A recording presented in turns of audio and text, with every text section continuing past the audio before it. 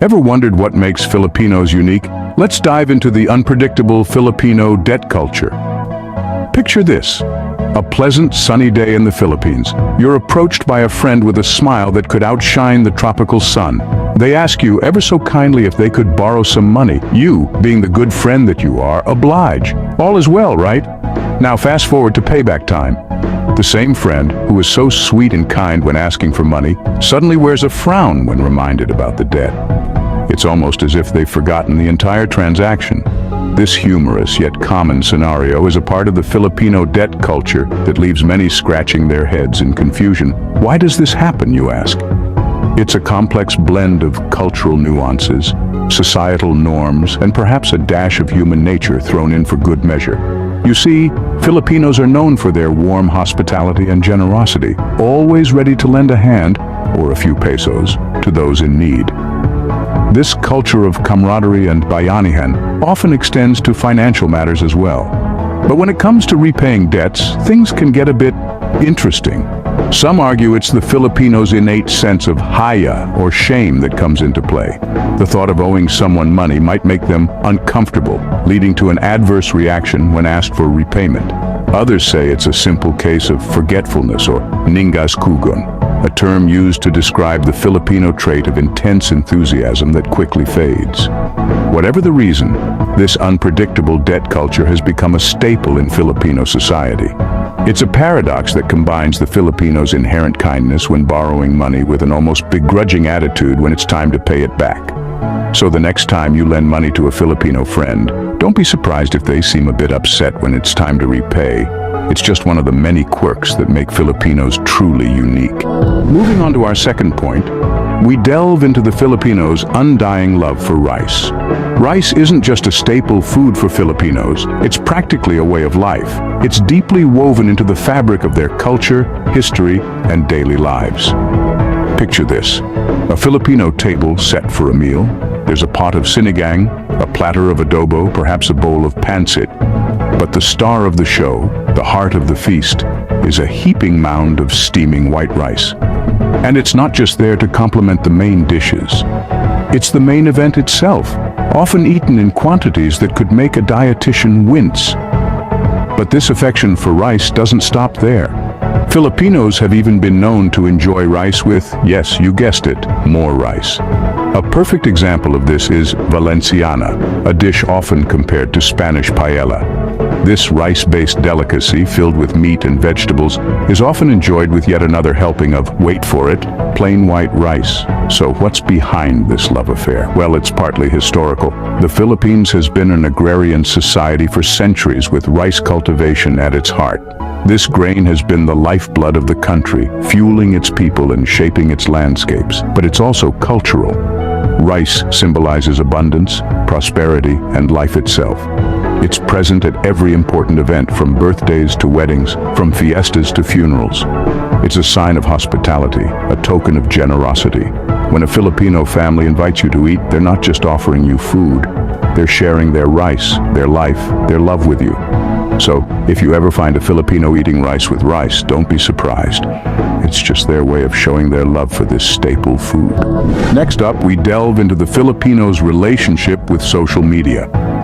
Now, the Philippines is often dubbed as the social media capital of the world, and rightly so, as social media has become a vital part of the daily Filipino life.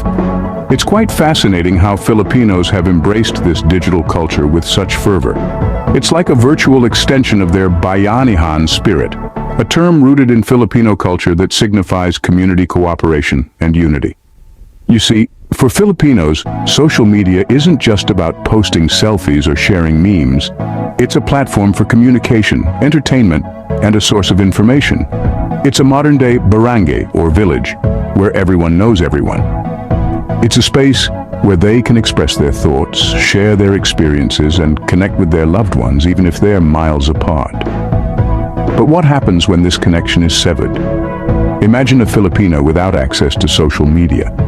It's like taking a fish out of water. They feel disconnected, uncomfortable, even anxious. Not being able to check their Facebook, scroll through Instagram, or tweet their thoughts can feel like a day wasted. This heavy reliance on social media, however, speaks volumes about the Filipino value of connectivity. It's not just about staying updated, but about maintaining relationships, engaging with the community, and being part of the collective narrative. It's a reflection of their deep-seated sense of kapwa, a concept that emphasizes shared identity and interconnectedness. But like any good thing, it's all about balance. While social media has its benefits, it's essential not to let it dominate one's life. Filipinos, with their innate resilience and adaptability, know this all too well.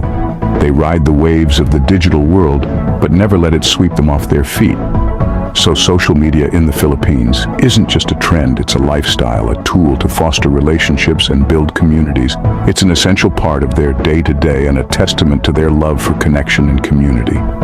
So a day without social media might just be a Filipino's worst nightmare. Our fourth point takes us to the inexplicably happy Filipino. There's a certain kind of magic that exists in the heart of the Philippines, and that's the ability of its people to find joy in the simplest things.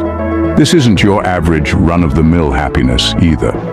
It's a profound, radiant joy that seems to emanate from every Filipino, regardless of their circumstances. Now, when we say Filipinos can be happy without a reason, we don't mean they're walking around in a constant state of euphoria. What we're referring to is their incredible ability to find happiness in the ordinary, the mundane, the everyday. They can turn a simple meal into a feast, a small gathering into a grand celebration, and a mere smile into a source of immense joy. This trait, often seen as unusual by outsiders, is a testament to the resilient and optimistic spirit of the Filipino people. Despite the many challenges they face, they never fail to find a silver lining, a ray of sunshine in the darkest of clouds.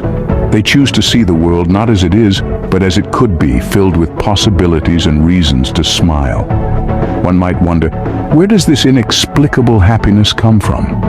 Some argue it's deeply rooted in their culture, a collective attitude passed down generations. Others believe it's a coping mechanism, a way to navigate through life's ups and downs. But one thing's for sure, it's a trait that sets Filipinos apart in the most heartwarming way. This kind of happiness, the Filipino kind, is contagious. It spreads like wildfire, touching everyone in its path. It's a reminder that joy doesn't always come from grand achievements or material possessions. Sometimes it comes from appreciating the little things, the fleeting moments, the simple joys of life. So, if you see a Filipino beaming with joy for no apparent reason, just know it's their way of embracing life's simple pleasures. Moving on to our fifth point, we delve into the Filipinos' internal rivalry.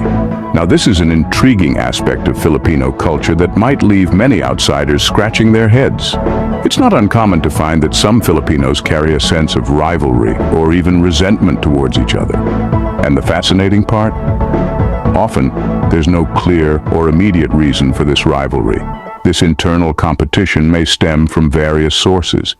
It could be as simple as regional differences, linguistic diversity, or even something as complex as socioeconomic status. However, it's important to note that this rivalry isn't always negative. It can foster a healthy sense of competition and drive individuals to strive for success. While this facet of Filipino culture might seem confusing to outsiders, it's just another piece in the intricate puzzle of what makes the Filipino people so unique and interesting.